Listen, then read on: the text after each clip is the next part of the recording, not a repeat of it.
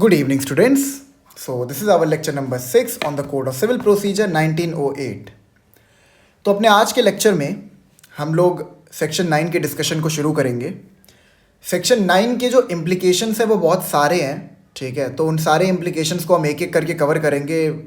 ये बहुत ही ज़्यादा टाइम टेकन ये बहुत ज़्यादा टाइम लेगा ये प्रोविज़न, ठीक है, क्योंकि इसके इम्प्लीकेशंस जो हैं बहुत बड़े बड़े हैं, उनको भी हमें पढ़ना है, तो वो भी एक एक करके हम लोग पढ़ेंगे, ठीक है। तो आज प्राइमरली जो टॉपिक हम लोग शुरू करने वाले हैं that is going to be suits of civil nature. तो जो सबसे पहला सवाल हमारे सामने खड़ा होता है वो ये है कि what exactly is a suit of civil nature, ठीक है।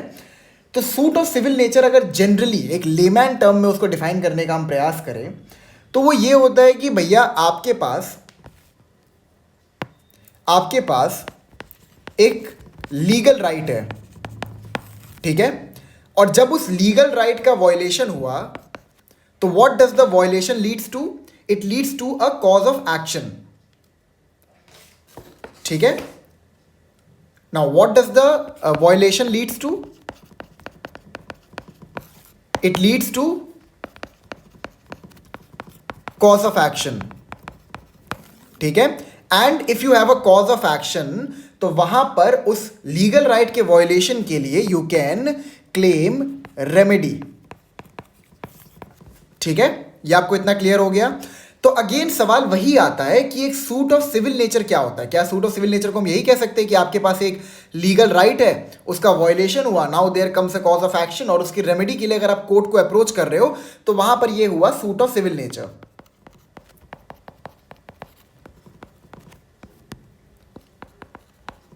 ठीक है।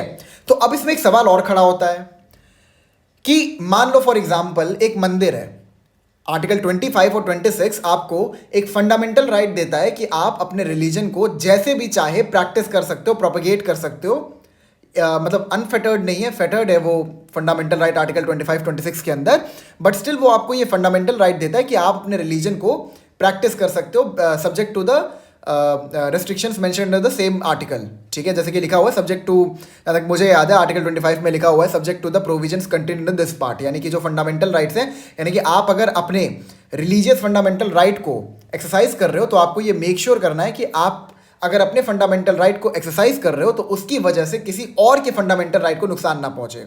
बस आपको एक बता रहा हूं ये चीज़ में, ठीक है। तो सपोज आपको मंदिर में पूजा करने का अधिकार है, यह आपका एक फंडामेंटल राइट है।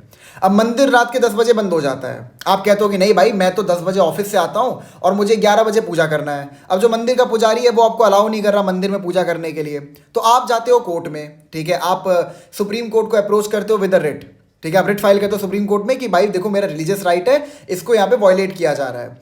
नाउ द क्वेश्चन इज कि क्या ये भी एक सूट ऑफ सिविल नेचर होगा? क्योंकि इतना तो आपको पता है कि एक सिविल केस में और एक क्रिमिनल केस में क्या डिफरेंस होता है। तो again the question comes down to this कि whether that particular act of the individual that he approached the Supreme Court, whether that will be counted as a suit of civil nature or not.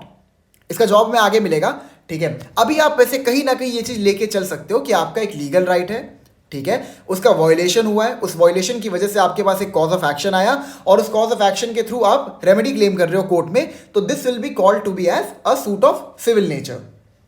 Is that clear? ठीक है। अब हम section 9 को पढ़ेंगे। Wait, यहां पर है, हाँ। अब हम लोग सेक्शन 9 को पढ़ेंगे which basically relates to suit of civil nature, ठीक है। इसका हेड नोट क्या कहता है, इसको बहुत ध्यान समझिएगा सेक्शन 9 को, ये बहुत इंपॉर्टेंट है, ठीक है, क्योंकि इसके कंसिक्वेंशियल प्रोसीडिंग बहुत ज्यादा हैं। Courts to try all civil suits unless barred, the courts shall mandatory subject to the provisions herein contained have jurisdiction to try all suits of civil nature excepting suits of which their cognizance is either expressly or impliedly barred। अब यहां पर section 9 क्या कह रहा है, मैं आपको ये चीज क्लियर करने का प्रयास करता हूं। सेक्शन 9 ये कहता है कि वो जितने भी सिविल कोर्ट्स हैं, जितने भी सिविल कोर्ट्स हैं, कहीं ना कहीं उसकी सेक्शन 9 की बेयर रीडिंग से हमें इतना समझ में आ रहा है कि जितने भी सिविल कोर्ट्स हैं उनको अनलिमिटेड ज्यूरिसडिक्शन दे दी गई है। कैसे दे दी गई है? क्योंकि यहां पर साफ साफ लिखा हुआ है that the court shell, mandatory है, ठीक है, शैल have jurisdiction to try all suits of civil nature, मतलब कोई भी अगर सिविल कोर्ट है, वेदर इट्स द डिस्ट्रिक्ट जज, ठीक है, वेदर इट्स द डिस्ट्रिक्ट जज, वेदर इट्स सिविल जज जूनियर डिवीजन, ठीक है, सिविल जज सीनियर डिवीजन, कोई भी अगर जज है, मान लो कोई भी सिविल जज है, तो उसके पास ये अथॉरिटी है, ये पावर है कि he can try all the suits of civil nature. Section 9 तो यही कह रहा है, फिर से पढ़ते हैं, the court shall subject to the provision herein contained have jurisdiction to try all suits of civil nature. ये तो क्लियर हो गया आपको, ठीक है। ये अब समझते हैं, एक चीज समझते हैं। सोचो अगर ऐसा हो जाए कि कोई भी सिविल कोर्ट है, सपोज आपका कॉज ऑफ एक्शन आया है दिल्ली में, ठीक है, और एज पर सेक्शन 9 ये कह रहा है कि भाई आप अगर चाहो तो आप केरला के भी सिविल कोर्ट में सूट को इंस्टीट्यूट कर सकते हो, ठीक है, केरला के भी सिविल कोर्ट में आप सूट को इंस्टीट्यूट कर सकते हो, इवन तो आपका कॉज ऑफ एक्शन दिल्ली में राइज हुआ है। अब आप केरला मतलब क्यों जाना चाहते हो, मतलब सपोज आपको ये चीज पता है कि केरला का जो जज है ना बड़ा लिबरल है, ठीक है, और जो आपके साथ जो घटना घटी है, जो आपके सिविल लीगल राइट का जो आपका वायलेशन हुआ है, अगर आप उस लिबरल जज के पास जाते हो तो आपको वहां पर रेमेडी मिलना पक्का है। आपको ये चीज पता है, आपके किसी दोस्त ने आपको बता के रखा है ये चीज, ठीक है। तो आपको नहीं लगता है कि ये कहीं ना कहीं किसी पर्टिकुलर कोर्ट पे बहुत ज्यादा बर्डन डाल देगा और किसी पर्टिकुलर कोर्ट पे बर्डन एकदम रिड्यूस कर देगा? मतलब आपको लगेगा कि भैया चलो जो डिस्ट्रिक्ट जज हैं वो बहुत ज़्यादा एक्सपीरियंस्ड है, हम उनके पास सूट फाइल करते हैं, मतलब छोटा सूट, मान लो 1 लाख रुपए का सूट है, उसको भी हम डिस्ट्रिक्ट जज के पास फाइल कर देते हैं, क्योंकि सेक्शन 9 तो यही कहता है, क्या कहता है, that the court shall have jurisdiction to try all suits of civil nature. Section 9 तो यही कहता है, लेकिन एक चीज मैं आपको समझाता हूं, इसमें कुछ चीजें और भी लिखी गई हैं, इसमें कुछ लिमिटेशंस लगाई गई हैं। अभी आपको समझ में आ जाएगा, आप सोचेंगे कि यार ये तो बहुत साफ साफ लिखा हुआ था कि यहाँ पे लिमिटेशन लगाया हुआ है, फिर भी आप इतना एम्फेसिस क्यों दे रहे हैं इस बात पे कि सारे सिविल कोर्ट्स के पास जुरिस्डिक्शन है किसी भी सिविल सूट को ट्राई करने की, मतलब क्यों इतना एम्फेसिस दे रहे हो? अभी आपको समझ में आ जाएगा, ठीक है। तो जो जनरल रूल सेक्शन 9 के अंदर दिया हुआ है क्या है कि सारे के सारे सिविल कोर्ट्स के पास ये इनहेरेंट राइट है कि they can try all civil suits, ठीक है, that they can try all civil suits. But section 9 यहां पर 2 लिमिटेशंस इंपोज करता है। पहला लिमिटेशन क्या है यहां पे आपका, subject to the provisions herein content. Subject to the provisions herein content क्या सिग्निफाई करता है? इट सिग्निफाइज सीपीसी, मतलब जो सीपीसी के आपके प्रोविजंस हैं, जो वो बार लगा रहा है किसी कोर्ट के ऊपर किसी पर्टिकुलर सिविल सूट को ट्राई करने से, उसकी बात हो रही है यहां पर। अब यहां पर क्या प्रोविजंस की को ये रेफर कर रहा है, ये कौन से लिमिटेशंस को रेफर कर रहा है? Basically it is referring to jurisdiction. अब मैं आपको एक बात बताता हूं, जनरली जो जुरिस्डिक्शन होती है किसी कोर्ट की वो 3 प्रकार की होती है। एक आपकी होती है पेक्यूनरी। पेक्यूनरी का मतलब होता है पैसा, कि एक पर्टिकुलर कोर्ट कितने रुपए तक के मैटर को एंटरटेन कर सकता है। दूसरा आपका होता है टेरिटोरियल।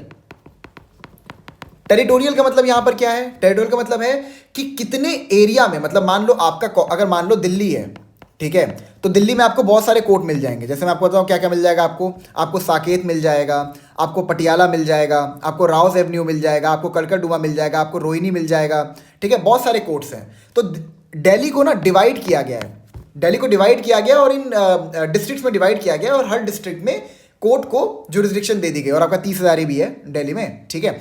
तो यहां पर जुरिस्डिक्शन देने का मतलब क्या है? ये टेरिटोरियल जुरिस्डिक्शन देने का मतलब क्या है? अब भाई मान लो कोई मैटर जो है वो साकेत में, कोई कॉज ऑफ एक्शन जो है वो साकेत में एक्रूड हुआ है, ठीक है, उसका आप केस जो है वो 30,000 में फाइल करते हो, ठीक है। अब 30,000 का जो कोर्ट है, जो जज है, जो उस पर्टिकुलर मैटर को एंटरटेन कर रहा है, अब उसको सोचो कितनी डिफिकल्टी आएगी। मान लो कोई प्रॉपर्टी का ही डिस्प्यूट था, ठीक है, अब प्रॉपरली जो भी विटनेसेस है उनको समन करने में, डिफेंडेंट को समन करने में, उसमें लाइक बहुत डिफिकल्टी आएगी, बहुत ही ज़्यादा एडमिनिस्ट्रेटिव इनकन्वीनियंस हो जाएगा। और हमने ये चीज़ पढ़ा था, ये चीज़ हमने ये मैक्सिमम हमने पढ़ा है क्या, कि प्राइमरी रिस्पॉन्सिबिलिटी क्या है, कि जो लिटिगेशन है उसको कम किया जाए, उसको खत्म किया जाए। क्या था वो मैक्सिमम, अगर आपको याद हो तो, इंटरेस्ट रिपब्लिके अटसिट फिनिस लिटियम। मैं फिर से लिख देता हूं, इंटरेस्ट रिपब्लिके अटसिट फिनिस लिटियम। इसका मतलब क्या होता है? It is in the interest of the state to put an end to litigation. ठीक है, तो अब एक बात बताओ, आप अगर इतने दूर दूर के कोर्ट में कोई सूट फाइल कर रहे हो, ठीक है, जहां पे मतलब आपका कॉज ऑफ एक्शन जिस डिस्ट्रिक्ट में राइज ही नहीं हुआ है, आप उसके बाहर के डिस्ट्रिक्ट में जाके सूट को इंस्टीट्यूट कर रहे हो, तो वहां पर जो पूरी प्रोसीडिंग होगी वो बहुत लंबी खिंच जाएगी। ठीक है, वो पूरी प्रोसीडिंग बहुत लंबी खिंच जाएगी, क्योंकि वो पर्टिकुलर जो जो जो प्रॉपर्टी है वो उस डिस्ट्रिक्ट में सिचुएटेड ही नहीं है। तो मान लो अगर कोर्ट को कमिश्नर को भेजना है कि जाओ भाई थोड़ा जो वो प्रॉपर्टी है उसका इंस्पेक्शन करके आओ, ठीक है, थोड़ा प्रॉपर्टी का इंस्पेक्शन करके आओ, आप जाओ देख के आओ, तो अब अगर वो कमिश्नर को भेज रहा है तो अपने डिस्ट्रिक्ट में अपने जुरिस्डिक्शन में भेजने में उसको आसानी होगी, लेकिन अपने जुरिस्डिक्शन के बाहर में अगर उसको भेजना है तो वो बहुत ही ज्यादा एडमिनिस्ट्रेटिवली इनकन्वीनियंस कॉज करेगा। ठीक है, तो इसीलिए टेरिटोरियल जुरिस्डिक्शन होता है। टेरिटोरियल जुरिस्डिक्शन क्या मतलब? बेसिकली एडमिनिस्ट्रेटिव कन्वीनियंस के लिए टेरिटोरियल जुरिस्डिक्शन बना दिया गया है कि मतलब मान लो कॉज ऑफ एक्शन जो है वो साकेत में अराइज हुआ है, तो आप सिर्फ साकेत के कोर्ट में ही जाके उस पर्टिकुलर मैटर को रेज कर सकते हो। ठीक है, ये हो गया टेरिटोरियल।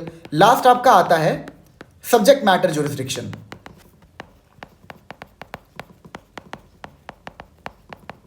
ठीक है, अब सब्जेक्ट मैटर क्या होता है मैं आपको बताता हूं। अब सपोज एक कोर्ट है, उसको बता दिया गया कि आप इतने इतने रुपए के मैटर देख सकते हो, लेकिन आपको ये चीज बहुत अच्छे से पता होगा कि अगर हम बात करते हैं पेक्यूनरी की, अगर हम पैसे की बात करते हैं, ठीक है, तो वो मैक्सिमम सिविल मैटर में कहीं ना कहीं इन्वॉल्व होता ही होता है। अगर मान लो एनआई का मैटर है, नेगोशिएबल इंस्ट्रूमेंट एक्ट का, यानी कि चेक बाउंस का मैटर है, अगर मान लो, तो उसमें भी कहीं ना कहीं पैसे इन्वॉल्व है, एक पार्टी दूसरे पार्टी से पैसे क्लेम कर रही है। प्रॉपर्टी का मान लो कोई डिस्प्यूट है, ठीक है, तो प्रॉपर्टी के डिस्प्यूट में भी क्या है, एक पार्टी दूसरे पार्टी से जो उसका प्रॉपर्टी के ऊपर अधिकार है उसको क्लेम कर रही है, या फिर पैसा अगर उसने नहीं दिया है, पैसा ड्यू है तो पैसा क्लेम कर रही है, जो भी है कहीं ना कहीं। ठीक है, तो अब कहीं ना कहीं पैसा ही इन्वॉल्व होता है किसी भी सिविल डिस्प्यूट में, अगर देखा जाए तो। मतलब पैसा नहीं भी होता है, मतलब आपको एक मैं समझाने के लिए चीज बता रहा हूं, ठीक है, पैसा कई केसेस में नहीं भी होता है, बट जनरली पैसे इन्वॉल्व होते हैं सिविल मैटर में। कॉन्ट्रैक्ट का ब्रीच हुआ है तो आपको क्या चाहिए, आपको कंपेंसेशन चाहिए फॉर ब्रीच ऑफ कॉन्ट्रैक्ट, ठीक है, या फिर अगर उस पार्टी ने अपने अपने प्रॉमिस को निभाया नहीं है तो आप उसको फोर्स कर रहे हो एसआरए के अंदर कि भाई अपना जो पार्ट प्रॉमिस था तुम्हारा कॉन्ट्रैक्ट का उसको निभाओ। ठीक है, ओके। तो सब्जेक्ट मैटर जुरिस्डिक्शन का मतलब यहां पर ये है कि मान लो एक ही कोर्ट को आप सारे सब्जेक्ट मैटर देते हो कि भैया आप एक काम करो, आप एनआई के मैटर भी देखो, आप टैक्सेशन के मैटर भी देखो, आप प्रॉपर्टी के मैटर भी देखो, आप क्या कहते हैं, आप मैट्रिमोनियल मैटर भी देखो। अब भैया इसे एक बात बताओ, क्या प्रॉब्लम क्रिएट होगी? एक ही जज के ऊपर कितना बर्डन आ जाएगा? तो सब्जेक्ट मैटर के हिसाब से भी कोर्ट्स को डिवाइड कर दिया जाता है। जैसे अगर आप कोर्ट वगैरह विजिट करेंगे तो आपको वहां पे मिलेगा कि जैसे आपको कमर्शियल कोर्ट मिल जाएगा, ठीक है, कमर्शियल कोर्ट आपको मिल जाएगा, फिर आपको एनआई के लिए अलग से एनआई के मैटर से डील करने के लिए आपको अलग कोर्ट्स मिल जाएंगे। तो ऐसे ही सब्जेक्ट मैटर के बेसिस पर कोर्ट्स को डिवाइड किया गया है। ठीक है,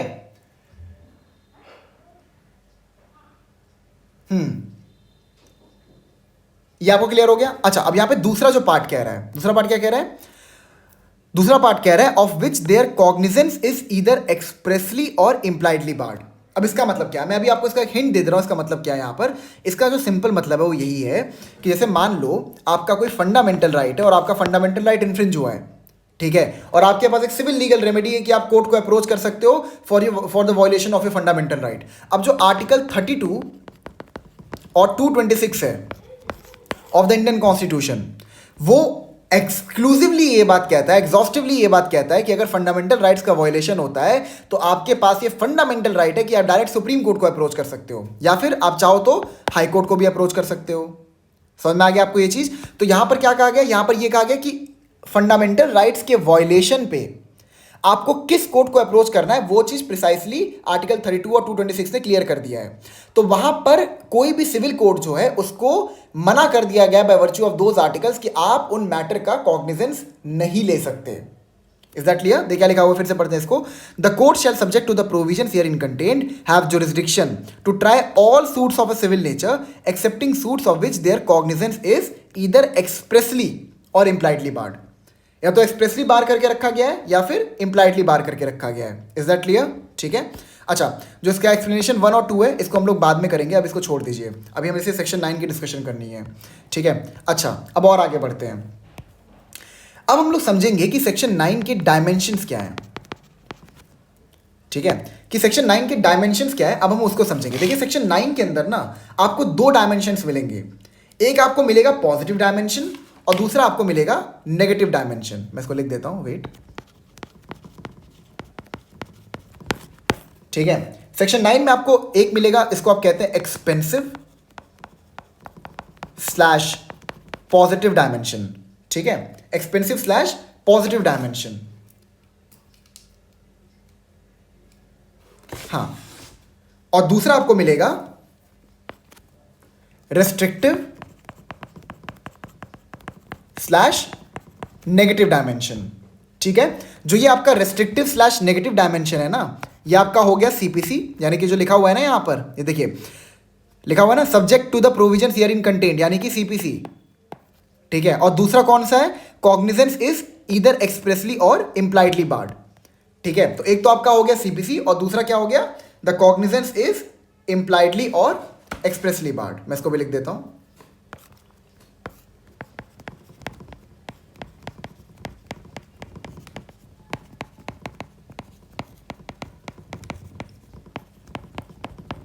ठीक है, अच्छा अब इसको हम एक्सपेंसिव और पॉजिटिव डायमेंशन क्यों कह रहे हैं, बिकॉज जब हमने सेक्शन 9 की लैंग्वेज को पढ़ा था तो वहां पे क्लियर ये चीज लिखा हुआ है कि all the civil courts have the jurisdiction to try all civil matters. ये हमने पढ़ा था ना अभी ये चीज। ठीक है, तो इसीलिए हम इसको पॉजिटिव डायमेंशन के वे में लेके जा रहे हैं, बिकॉज सारे सिविल कोर्ट्स को, एवरी सिविल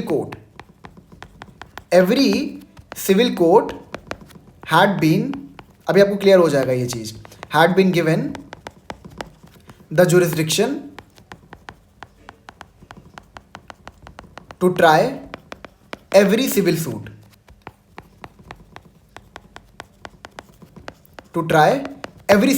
अब मैं आपको बताता हूं, ये मैंने आपको थोड़ी देर पहले एक बात बताई थी ना कि सेक्शन 9 का जो जनरल प्रिंसिपल वो यही कहता है कि सारे के सारे सिविल कोर्ट्स के पास सारे के सारे सिविल मैटर्स को एंटरटेन करने की पावर है। ठीक है, मैं उस पर इतना एम्फेसिस क्यों दे रहा था, क्यों मैं उस टाइम पे जो लिमिटेशंस थे, जो रेस्ट्रिक्शंस थे, उन पे फोकस नहीं कर रहा था, इसका रीजन आपको अभी समझ में आएगा। देखिए, जब आपका कोई सिविल लीगल राइट वायलेट होता है तो इसके वायलेशन की वजह से आपके पास एक इनहेरेंट राइट आ जाता है to sue, inherent right to sue.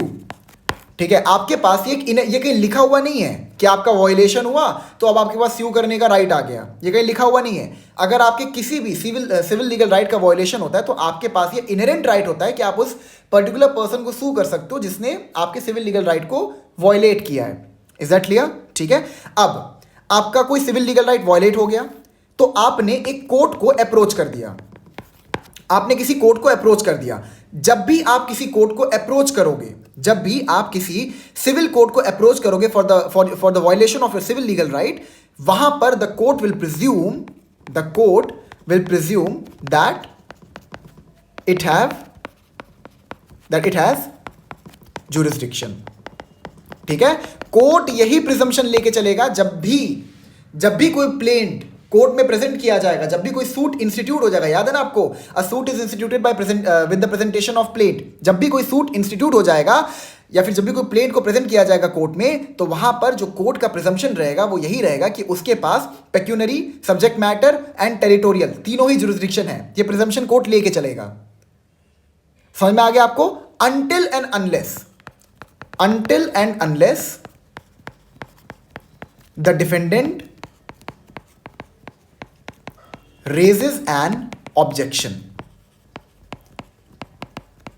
ठीक है, देखो मैं आपको एक चीज आपको क्लियर करता हूं। मान लो एक कोर्ट है, उसके पास टेरिटोरियल जुरिसडिक्शन नहीं था उस पर्टिकुलर मैटर को इंटरटेन करने की पावर उस कोर्ट के पास। आपने उस कोर्ट को अप्रोच किया, ठीक है, प्रोसीडिंग स्टार्ट हो गई, उसमें ये रिटन स्टेटमेंट, रीजॉइंडर, रेप्लिकेशन, ये सारे के सारे प्रोसेस हो गए। ठीक है, उसका एग्जीक्यूशन भी हो गया, सब कुछ हो गया। जब तक, अरे भैया कोर्ट को थोड़ी पता होगा कि उसके पास जुरिसडिक्शन है कि नहीं है, वो तो ये प्रिज्यूम करके चलेगा ना कि उसका जुरिसडिक्शन है, तभी तो ये बंदा मेरे को अप्रोच किया है। अब वहां पे पूरा जो मैटर है ना वो प्रॉपर्ली डिस्पोज ऑफ भी हो गया। क्या इशू है? कोई इशू नहीं है। जब तक कि डिफेंडेंट ये ऑब्जेक्शन रेज ही नहीं करेगा कि आपके पास जुरिसडिक्शन नहीं है, तब तक तो वो कोर्ट उस मैटर को सुनेगा ही ना। तब तो कोर्ट उस मैटर को सुनेगा और सुन के उस क्या कहते हैं कि प्रिज्यूम करके चलेगा कि मेरे पास जुरिसडिक्शन है और मैंने प्रॉपर्ली उस मैटर को एडजुडिकेट कर दिया। Is that clear? ठीक है, अच्छा मैं अभी आपको एक चीज बता रहा हूं। जरूरी नहीं है कि डिफेंडेंट जो है वो कोई ऑब्जेक्शन रेज करे उसके बाद ही कोर्ट ये बात माने कि मेरे पास जुरिस्डिक्शन नहीं है। कोर्ट सुओ मोटो भी ये चीज कर सकता है, बट मान लो अगर कोर्ट ने सुओ मोटो नहीं किया, ठीक है, और डिफेंडेंट ने भी कोई ऑब्जेक्शन रेज नहीं किया, तो एज पर सेक्शन 9 उस कोर्ट के पास सारे सिविल मैटर को सुनने की जुरिस्डिक्शन तो है ना, वो सुन रहा है अनटिल इट इज बार्ड, मतलब जब तक कि अब वो बार्ड है कि नहीं है ये तो कोई जब तक ऑब्जेक्शन रेज नहीं करेगा तब तक तो नहीं पता चलेगा ना।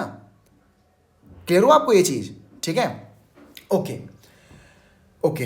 हाँ, अब सपोज थोड़ा सा और आगे बढ़ते हैं। अब आगे हम ऐसे बढ़ते हैं कि मान लो डिफेंडेंट ने एक ऑब्जेक्शन रेज कर ही दिया, उसने बोला कि भाई साहब देखो कोर्ट, जज साहब इस पर्टिकुलर कोर्ट के पास ना टेरिटोरियल जुरिस्डिक्शन है ही नहीं to entertain the present matter.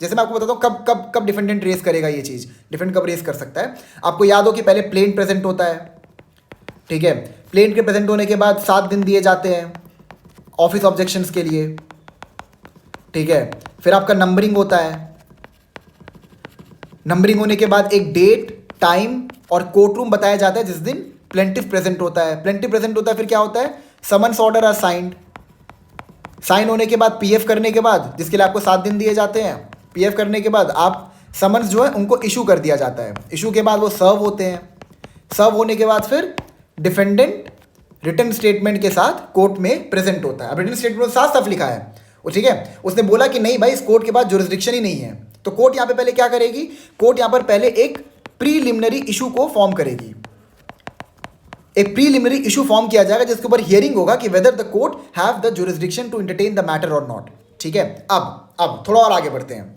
ये जो हम लोग अभी आगे बढ़ने वाले हैं इसको नेक्स्ट लेक्चर में हम लोग करेंगे, बट मैं आपको थोड़ा सा चीजें और समझा देता हूं। अब अगर कोर्ट ने ये प्रीलिमिनरी इशू रेज किया कि हाँ इस कोर्ट के पास जुरिस्डिक्शन है कि नहीं, चलो इस पर हम लोग चर्चा करते हैं, इसमें लोग हियरिंग करते हैं।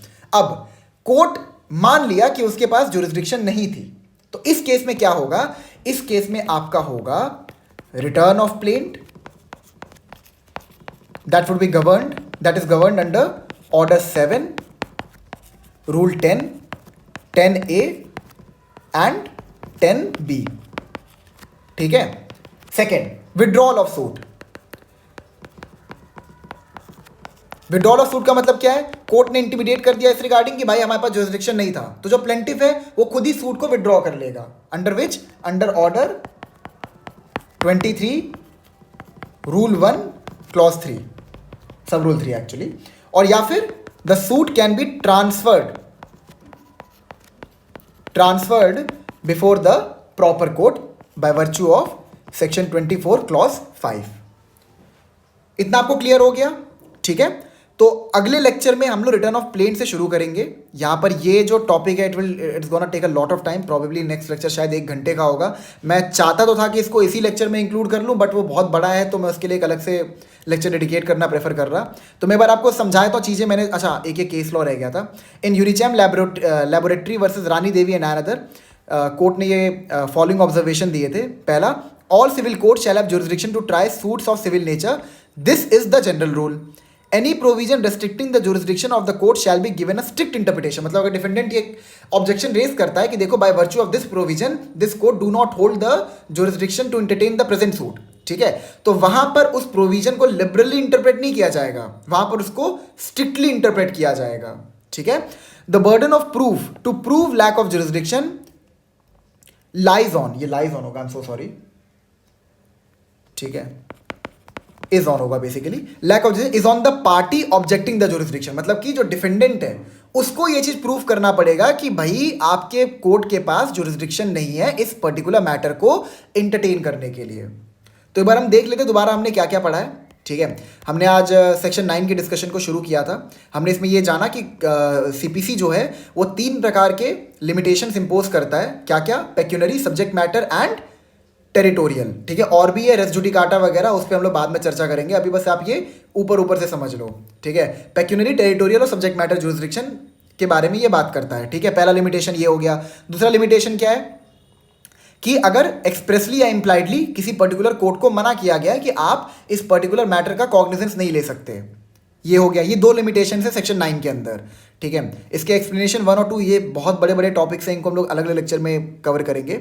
ठीक है, फिर हमने ये देखा कि अगर ये प्रूव हो जाता है कि कोर्ट के पास जुरिस्डिक्शन नहीं थी किसी मैटर को एंटरटेन करने की, तो वहां पर ये फॉलोइंग केसेस अराइज हो सकते हैं। क्या? रिटर्न ऑफ प्लेंट जो कि इन ऑर्डर्स के द्वारा गवर्न किया जाता है, विड्रॉल ऑफ सूट जो कि इस ऑर्डर के द्वारा गवर्न किया जाता है, दैट इज ऑर्डर 23, रूल 1 सब रूल 3, और इन दी एंड अगर और तीसरा जो यहाँ पे जो काम किया जा सकता है, जो प्रोसीजर को फॉलो किया जा सकता है, that is the transfer of suit before the proper court by virtue of section 24 clause 5। ठीक है, so thank you so much, I meet you in the next lecture. And by the way अब आपको lecture जल्दी जल्दी मिलेंगे, ठीक है। मैं टाइम निकाल रहा हूँ बिकॉज मैंने भी देखा कि मैं बहुत धीरे धीरे लेक्चर्स अपलोड कर रहा हूँ, बट मैं प्लीज़ एक रिक्वेस्ट करूँगा आपसे, अगर आप मेरे लेक्चर्स को देखते हो प्लीज़ कमेंट करो, कमेंट करके बताओ कि आपको चीज़ें समझ में आ रही हैं कि नहीं आ रही हैं। अगर चीज़ें ऐसी डेड रहेंगी तो मेरे को पढ़ाने मज़ा नहीं आएगा। आपको कमेंट करके मुझे बताना पड़ेगा, कोई डाउट है तो कमेंट सेक्शन में लिखो, मुझे बताओ, मैं उसको नेक्स्ट लेक्चर में इंटरटेन करूँगा, पक्का करूँगा, ठीक है। लेकिन ऐसा डेड मत रहो, अगर देख रहे हो लेक्चर को भाई तो प्लीज़ बताओ मुझे क्या डाउट्स हैं, क्या प्रॉब्लम्स हैं, ठीक है। तो चलिए फिर मिलते हैं नेक्स्ट लेक्चर में।